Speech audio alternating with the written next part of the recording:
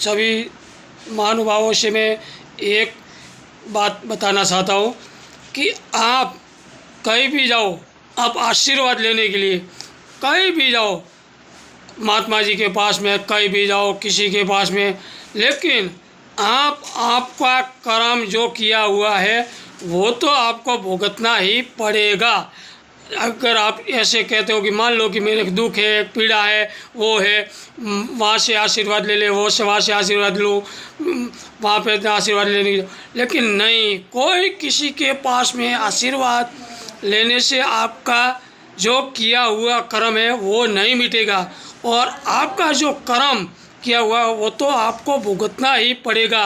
अच्छा कर्म किया है तो अच्छा मिलेगा, अच्छा बुरा कर्म किया है तो बुरा, वो कभी भी आपको ब्याज सहित भुगतना तो पड़ेगा ही। उसमें कोई भी महात्मा जी है, सिद्ध पुराण है, जैसे कई भी धर्मात्मा है, उन्होंने सभी ने जो ये कर्म किया हुआ है तो वो भुगता ही है और भुगतना ही पड़ता है। अपने राजा भीष्म पितामह थे तो कृष्ण भगवान के सामने ही थे, लेकिन वो भी बाणों की शैया पर सोए हुए थे। सही है ना। तो इसीलिए मैं कहता हूँ वो गंगा पुत्र थे, बरोबर। तो आप क्या और मैं क्या हूँ, कुछ नहीं, बरोबर। तो आप किसी से भी आप ऐसी मत कीजिए, आपने मान लो कि मैं आशीर्वाद लेने से मेरा कर्म मिट जाएगा, नहीं मिटेगा, ऐसे नहीं।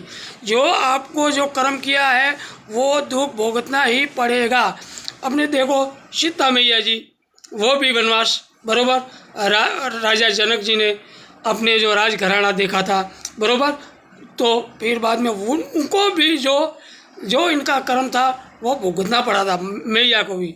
वो अपनी सीता माँ जगत जननी और रामचंद्र भगवान, 3 लोक के नाथ, उनको भी वनवास में जाना पड़ा था।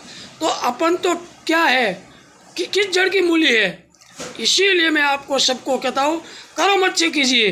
किसी से आशीर्वाद लेने से आपका जो दुख है जो वो निवारण नहीं हो सकता है। आप कर्म के अंदर रखिए और भगवान से प्रार्थना करनी चाहिए, बस मैं यही करता हूँ। और सही रास्ता सुनिए और सही अच्छा कार्य करते जाइए, तो आपकी भलाई हो सकती है और आपको मुक्ति मिलेगी, बराबर। जय श्री राम, जय श्री राम। अगर वीडियो अच्छा लगा हो तो लाइक कीजिए और सब्सक्राइब भी कीजिए और वीडियो को शेयर भी कीजिए। जय श्री राम, जय श्री राम।